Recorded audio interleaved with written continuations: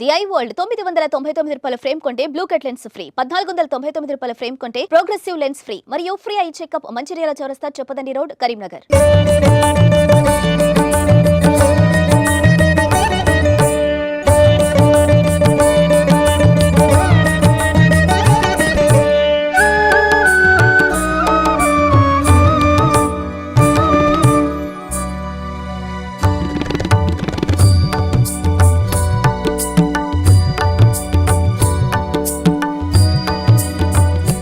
Welcome to Suman TV Karimnagar talks. నేను మీ సదాచారి. ప్రస్తుతం మనం ఉమ్మడి కరీంనగర్ జిల్లాలోని గంగాధరం మండల కేంద్రానికి 3 కిలోమీటర్ల దూరంలో ఉన్న వెంకంపల్లి అనే విలేజ్ లో ఉన్నాము. మనం ఇక్కడికి రావడానికి గల కారణం ఏంటంటే, నా వెనకాల కనిపిస్తున్న గుడి. ఈ గుడి ప్రత్యేకత ఏంటంటే, కొన్ని వందల సంవత్సరాల చరిత్ర కలిగిన ఈ గుడి ప్రస్తుతం శిథిలావస్థకు చేరింది. గుడి శిథిలావస్థకు చేరిన అందులో ఉన్న మహాదేవుడు అలాగే స్థిరంగా ఇంకా ఉన్నాడు. మరి శిథిలమైపోయిన ఈ గుడి ఇప్పుడు మీకు నా వెనకాల కనిపిస్తున్న గుడి ఏదైతే ఉందో రేపటి నుంచి మళ్ళీ కనిపించకపోవచ్చు. ఎందుకంటే ఈ గుడిని మళ్ళీ పునర్నిర్మించే ఆలోచనలో ఉన్నారు ఈ గ్రామ యువత. దానిలో భాగంగా ఈ శిథిలావస్థలో ఉన్న ఈ గుడిని మళ్ళీ పునర్నిర్మించాలని వాళ్ళు ఆలోచన చేశారు. ఎందుకో ఆలోచన నాకు చాలా పర్సనల్ గా బాగా నచ్చింది. సో ఈ గుడి గురించి మంచి వీడియో చేయాలన్న ఉద్దేశంతో మనం ఇక్కడికి రావడం జరిగింది. మన దేశం కొన్ని దశాబ్దాలుగా పోరాడి అయోధ్య రామ మందిరాన్ని నిర్మించుకున్నాం. మరి అదే స్ఫూర్తితో గ్రామాల్లో ఎన్నో పురాతన ఆలయాలు ఉంటాయి. దానిలో కనీసం ధూపదీప నైవేద్యాలకు కూడా నోచుకునే పరిస్థితుల్లో ఇలాంటి శిథిలావస్థలో ఉన్న గుళ్ళు ఎన్నో కూడా ఉన్నాయి. అంటే ఒక గ్రామంలో ఉన్న ఒక గుడిని పునరుద్ధరించడం అంటే ఆ గ్రామాన్ని చైతన్యపరచడమే. సో దానిలో భాగంగా మన సుమన్ టీవీ కవరేజ్ లో భాగంగా వాళ్ళకు కూడా కొంచెం ప్రోత్సాహాన్ని ఇద్దామని ఈ వీడియో చేయడం జరుగుతుంది. ఒకసారి ఈ గుడి గురించి ఒకసారి మీకు చూపించే ప్రయత్నం చేస్తాను. ఒకసారి నాతో రండి.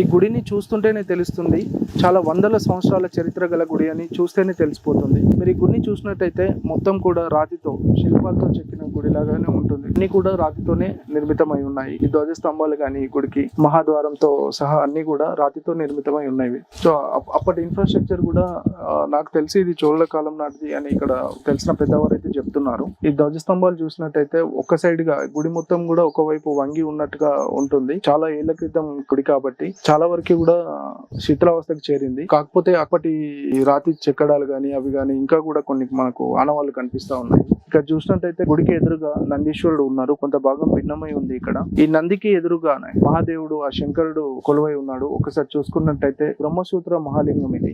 గుడి చూసుకుంటే పచ్చని వాతావరణంలో చాలా ఆహ్లాదభరితంగా ఉంది. మనం ఇది మెయిన్ ముఖద్వారము. మనం దీంట్లో నుంచి వెళ్తా ఉంటే మళ్ళీ గర్భగుడి ప్రవేశం ఇక్కడ నుంచి ఉంటుంది. ఇది చూస్తే గనక మీకు కనబడుతుంది బ్రహ్మసూత్ర లింగము. కొన్ని వందల ఏళ్ల చరిత్ర కలిగిన లింగంగా మీరు చూడొచ్చు. మనం ఇప్పుడు ప్రజెంట్ గర్భాలయంలో ఉన్నాము. గర్భాలయంలో యొక్క గోడలు చూస్తే కంప్లీట్ ఓపెన్ గా ఉన్నాయి. అంటే చూస్తేనే అర్థమవుతుంది ఒకప్పుడు గోడలతో నిర్మితమై ఉండే రాతి గోడలతో అని. కానీ కాలక్రమేణా ఈ శిథిలావస్థకు చేరి ఒకవైపు వంగి ఉన్న దృశ్యాలను మీరు ఒకసారి చూడొచ్చు. ఇక్కడ కాలక్రమేణా రాను రాను కూడా కొన్ని గుళ్ళో మార్పులు జరిగినట్టుగా తెలుస్తుంది.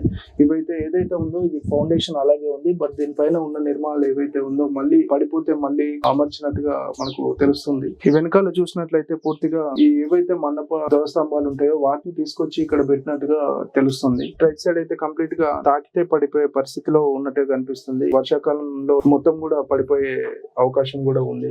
సో ఇది పూర్వకాలం నుంచి కూడా వెంకంపల్లి రామలింగేశ్వర స్వామిగా ప్రసిద్ధి చెందిన ఆలయంగా గుర్తింపు పొందింది. ఇక్కడ ప్రతి పండుగ గాని ఆ మహాశివరాత్రి కూడా చాలా వైభవంగా నిర్వహిస్తారని ఇక్కడ గ్రామ ప్రజలు కూడా చెప్తా ఉన్నారు. సాధారణంగా ఏ శివాలయంకి వెళ్ళినా మీరు చూసినట్లయితే అయితే ఉత్తరం వైపు కానీ తూర్పు వైపు కానీ ముఖద్వారం ఉంటుంది. కానీ ఇక్కడ శివలింగం చూసుకుంటే ప్రత్యేకత ఏంటంటే ముఖద్వారం అనేది పడమర వైపు ఉండడం విశేషం ఇక్కడ. దాంతో పాటు వందల సంవత్సరాల చరిత్ర కలిగిన బ్రహ్మసూత్ర లింగం ఇదని చెప్తున్నారు. అతి శక్తివంతమైన గుడి అని కూడా ఇక్కడ ప్రజలు చెప్తున్నారు. ఏదైనా పండుగలు వస్తాయి కానీ మహాశివరాత్రి రోజు కూడా చాలా మంది చుట్టుపక్కల ఉన్న 4-5 కిలోమీటర్ల పరిధిలో గ్రామాల్లో ఉన్న ప్రజలు కూడా ఇక్కడికి వచ్చి విశేష పూజలు చేస్తారని ఇక్కడ గ్రామస్తులు మరియు యువత కూడా చెప్తున్నారు. ఇక్కడ గుడికి అభిముఖంగా చూసుకున్నట్లయితే నాగదేవత విగ్రహం కనిపిస్తుంది. ముఖ చిత్రం కొంచెం ధ్వంసమైనట్టుగా కనిపిస్తూ ఉన్నది. కొంచెం భిన్నంగా ఉంది. కాకపోతే నాగదేవత ప్రతిరూపంగా మాత్రం కనిపిస్తూ ఉంది. పూర్తిగా మనం ఈ గుడిని అయితే పరిశీలించినట్లయితే చూస్తే అన్ని కూడా చెల్లచెదరైన రాతి శిలలు ఇవన్నీ కూడా కనిపిస్తా ఉన్నాయి. ఇక్కడ ఇవన్నీ కూడా ఒకప్పుడు గర్భగుడికి గోడలాగా ఉండేటివి. ఈ గుడి మెయిన్ పిల్లర్లు చూసుకున్నట్టయితే చూడండి, దీని బేస్ కూడా ఇక్కడ కొంచెం అంటే ఎటువంటి ఆధారం లేకుండా గట్టిగా ముడితేనే పట్టుకునే సిచ్యువేషన్ లో ఉన్నాయి. కంప్లీట్ గా ఒక వన్ సైడ్ గా వంగి కూడా ఉన్నాయి. చాలా అంటే చాలా శిథిలావస్థకు చేరిన పరిస్థితి. ఇక్కడ కొన్ని అప్పటి విగ్రహాలు కూడా ఉన్నాయి, కాకపోతే సరిగ్గా ఆనవాళ్ళు కూడా కనిపించట్లేదు. భౌతికంగా చాలా శిథిలమై ఉన్న పరిస్థితి ఉంది. చూస్తే ఒకప్పుడు గుడి చాలా పెద్దదిగా ఉండేది, ఇక్కడి వరకు కూడా ఉండేది. బట్ రాను రాను సంవత్సరాలు గడిచిన కొద్దీ ఇది ఇంకా కూడా శిథిలావస్థలో పడి అన్ని రాళ్ళు రప్పలు కూడా ఇక్కడ పేరుకోవడం జరిగింది. అంటే ఒకప్పుడు చూసినట్లయితే మనం ప్రదక్షిణ చేయడానికి కూడా వీలుగా ఉండేది. బట్ ఇప్పుడు అలా లేకుండా కొంచెం దీని మెయింటెనెన్స్ లేకపోవడం వల్ల ఇలా శిథిలావస్థగా మారినట్టుగా కనబడుతుంది. ఈ గుడి ముందు చూసుకున్నట్లయితే ఒక పెద్ద వేప చెట్టు కనిపిస్తుంది. దీనికి సంబంధించిన వేర్లు కూడా గుడి లోపలి భాగంలో కూడా చొచ్చుకొని పోయి ఇక్కడున్న శిలలు కూడా కొంచెం ధ్వంసమైన పరిస్థితి కనిపిస్తుంది. ఈ గుడి దగ్గర ఉన్న పరిస్థితులను చూసినట్లయితే ఒకప్పుడు గుడి చాలా విశాలంగా ఉన్నట్టుగానైతే కనిపిస్తుంది. కానీ ఇప్పుడైతే ఓన్లీ గర్భాలయం, జస్ట్ ముఖద్వారం మాత్రమే చూడడానికి ఉంది. ఇక్కడ కోనేరు ఆనవాళ్ళు కూడా బయటపడ్డాయి అని చెప్పి ఇక్కడ ఉన్న ప్రజలు కూడా చెప్తున్నారు మనకి. ఇలాంటి గుడులను మనం కాపాడుకోవాల్సిన బాధ్యత మనందరి పైన ఉంది. మార్పు మీ నుంచి కూడా మొదలవ్వాలి. గుడి పునర్నిర్మాణం అంటే ప్రజల్లో చైతన్యం తీసుకురావడమే, ఆ గ్రామంలో చైతన్యాన్ని తీసుకురావడమే. కాబట్టి ఇక్కడ ఉండే స్థానిక సంస్థల నాయకులు కానీ, ప్రజా ప్రతినిధులు కానీ, ఇక్కడున్న గ్రామ యువతకు కానీ, గ్రామస్తులకు కానీ సహకరించి గుడి నిర్మాణంలో కూడా సహకరించాలని మసుమంది ద్వారా మనస్ఫూర్తిగా. ప్రస్తుతం మనతో పాటు వెంకపల్లి గ్రామస్తుడైన రాచూరు గట్టయ్య గారు మనతో ఉన్నారు. ఆయన మాటల్లో ఒకసారి ఈ గుడి గురించి తెలుసుకుందాం. గట్టయ్య, చెప్పండి, మీ ఏజ్ ఎంత ఉంటుంది? 80 సంవత్సరాలు. ఈ గుడి ఎప్పటి నుంచి తెలుసు మీకు? మా తాతలు పురాతనమైనది. మేము చిన్నగా ఉన్నప్పుడు కూడా అంతకు ముందే ఉంది, అంటే 1000 సంవత్సరాల తర్వాత అది. మీ తాతలు అప్పుడు కూడా ఈ గుడి ఉండదట. మీరు చిన్న ఉన్నప్పటి నుంచి పూజలు నడుస్తున్నాయి ఇక్కడ? పూజలు నడుస్తున్నాయి అంటే మాకు పల్లెటూరు కాబట్టి ఇక్కడ 2 ఎకరాలు ఉన్నాయి. గొల్ల యాదవులు, మున్నూరు కాపు. అయితే ఎప్పుడైనా ఏ సీజన్ లా రోహిణి కార్తె లోపల భగవంతుడికి అర్ధపాశం పోసి మొక్కుకుంటే ఎంత వేసవి కాలం ఎంత ఎండలు కొట్టినా ఆ పోసిన నాడు మాత్రం రాత్రి వర్షం పడుతుంది. అర్ధపాశం అంటే లింగం మీద సిర అండి మంచిగా పాల లెక్క పెరుగు లెక్క చేసి లింగం మీద వస్తుంది. ఎప్పుడు పంట కొత్తగా వచ్చినప్పుడు? లేదు, ఇప్పుడు ప్రారంభం విత్తనం పెట్టేటప్పుడు అయ్యగారు తీసుకొచ్చి విత్తనం పెట్టేటప్పుడు అయ్యగారు తీసుకొచ్చి ప్రత్యేకంగా స్పెషల్ గా పోసేది. పోతే ఇట్లా ఎండ కొట్టినా గానీ అప్పుడు ఆ రాత్రి వర్షం పడే అంత ప్రత్యేకమైనటువంటి దేవాలయము ఆ లింగము. పవర్ఫుల్ లింగము. ఇప్పటికైనా భక్తులు ఎక్కడెక్కడ చుట్టూ 10 గ్రామాల వాళ్ళు వచ్చి వాళ్ళు సంతానం లేని వాళ్ళు, సంపద లేని వాళ్ళు, ఆరోగ్యం బాగాలేని వాళ్ళు, పెళ్లి కాని వాళ్ళు అటువంటి వాళ్ళు వచ్చి మొక్కుంటే అవుతుండే. వాళ్ళు ఇక్కడ అన్నదాన కార్యక్రమాలు చేస్తారు, పూజలు చేస్తారు. ప్రతి సోమవారం శుక్రవారం విపరీతమైన భక్తులు వస్తూనే ఉన్నారు. ఓకే, అంటే ఇప్పుడు అంటే ఇది శీతలావస్థలో చేరింది.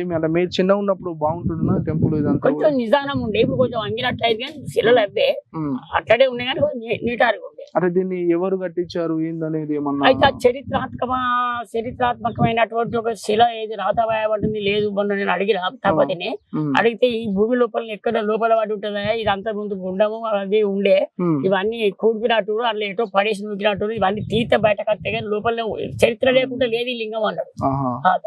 చరిత్రలో ఉన్నది, చరిత్రలో ఉన్నది, మామూలు లింగం కాదు. ఇక్కడ ఒక పెద్ద మర్రి ఉండేనట, ఇప్పుడు ఆ పెద్దవాళ్ళు కూడా చెప్తాడు.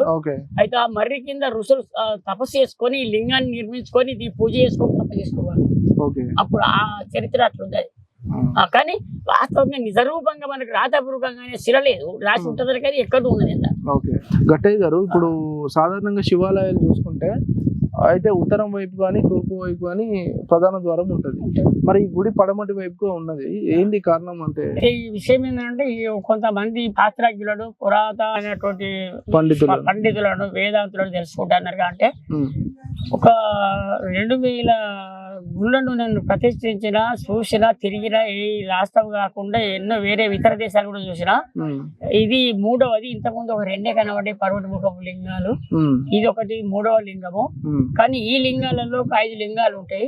5 లింగాలలో ఈ పద్యోజాత లింగం ఒక లింగం, అయితే ఇంకోటి వామదేవ లింగము, ఒకటి అఘోర లింగం, ఒకటి ఈశాన లింగం, పరాశర లింగం అని 5 లింగాలు ఉంటాయి. ఈ 5 లింగాలలో శ్రేష్టమైంది, అతి శ్రేష్టమైంది పడమటి ముఖ లింగము.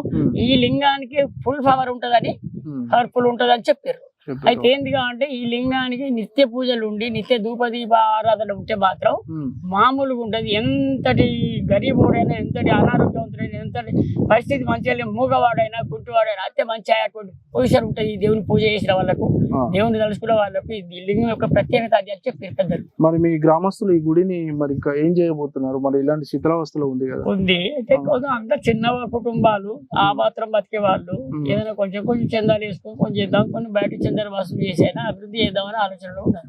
ఓకే, మొత్తానికైతే శిథిలావస్థలో ఉన్న ఈ పురాతన శివాలయం ఏదైతే ఉందో కొందరు యువత మరియు గ్రామస్తులందరూ కలిసి దీన్ని పునర్నిర్మాణం చేపట్టాలి అనే నిర్ణయాన్ని అయితే తీసుకున్నారు. దీనిలో భాగంగా ఈ గ్రామానికి చెందిన కొందరు యువత మనతో ఉన్నారు. ఆ యువతతో ఒకసారి మాట్లాడి చూద్దాం. నమస్తే అండి, పేరు? రాజు. రాజు, చెప్పండి, అంటే ఎలాంటి నిర్ణయం తీసుకున్నారు ఈ గుడి పైన మీ గ్రామస్తులంతా కలిసి? అయితే మా గ్రామంలో ఇంత పురాతనమైనటువంటి శతాబ్దాల కాలం చరిత్ర కలిగిన శివలింగం ఉండడం గానీ, ఆలయం ఉండడం గానీ మా అదృష్టం. కానీ దురదృష్టవశాత్తు చాలా సంవత్సరాల నుండి ఇక్కడ నిత్య పూజలు జరగకుండా ఆలయం కూడా శిథిలావస్థకు చేరడం అనేది మా దురదృష్టం. అయితే ఈ మధ్య కాలంలో కొంచెం గ్రామస్తులు అందరం కలిసి, మేము యువత అందరం కలిసి కూడా ఒక నిర్ణయానికి వచ్చినాం. ఈ ఆలయాన్ని మళ్ళీ పునర్నిర్మాణించుకొని మంచి ఘనంగా ఈ ఆలయానికి పూర్వ వైభవం తేవాలనే ఆలోచనలో మేము. కాకపోతే ఈ మా ఊరు వచ్చేసి చిన్న సన్నకారు రైతులే తప్ప చిన్న ఊరు, వాళ్ళే ఉన్నారు. కాబట్టి మీకు మా ఊర్లో కొన్ని చందాలు వసూలు చేసుకుంటాం. అలాగే కాకుండా బయట నుంచి భక్తుల నుంచి కూడా విరాళాల రూపంగా కొంచెం అమౌంట్. మరి స్థానిక నాయకులు కానీ ప్రజాప్రతినిధులు కానీ ఎవరైనా సంప్రదించారు? ఇప్పటికైతే దగ్గరలో ఉన్న కొంతమంది ప్రతినిధులను కలిసినాము. వాళ్ళ అపాయింట్మెంట్ ఇంకా దొరకలేదు. కాకపోతే వాళ్ళు కూడా పాజిటివ్ గా రెస్పాండ్ అవుతారని మేము ఆశిస్తున్నాం. అంటే మీకు ఈ గుడి గురించి ఎప్పుడు తెలిసింది? మేమైతే మా చిన్నతనం నుండి చూస్తున్నాం. ఇది ఈవెన్ మా తాతలు ముత్తాతల కాలం నుండి కూడా ఇది ఇదే పరిస్థితిలో ఉండేది. అప్పటికే కొంచెం శిథిలావస్థలో ఉండేది. కాకపోతే ఈ మధ్య కాలంలో మరీ శిథిలావస్థకు చేరింది. అయితే పూర్వం ఇక్కడ కొంచెం కోనేరు గానీ అది కానీ ఉండేదంట. ఇంకా ఈ చుట్టుపక్కల 2-3 కిలోమీటర్ల దూరంలో కూడా వేరే దేవతా విగ్రహాలు గానీ కొన్ని ఉపాలయాల ఆనవాళ్ళు కూడా దొరుకుతుంది. అయితే పూర్వం ఇది చాలా ఒక పెద్ద గుడి కాంప్లెక్స్ లాగా ఉండేదని ఈ మధ్యలో వచ్చిన కొంచెం ఈ గుడి గురించి తెలిసిన ఒక స్థపతి గారు కూడా అన్నారు.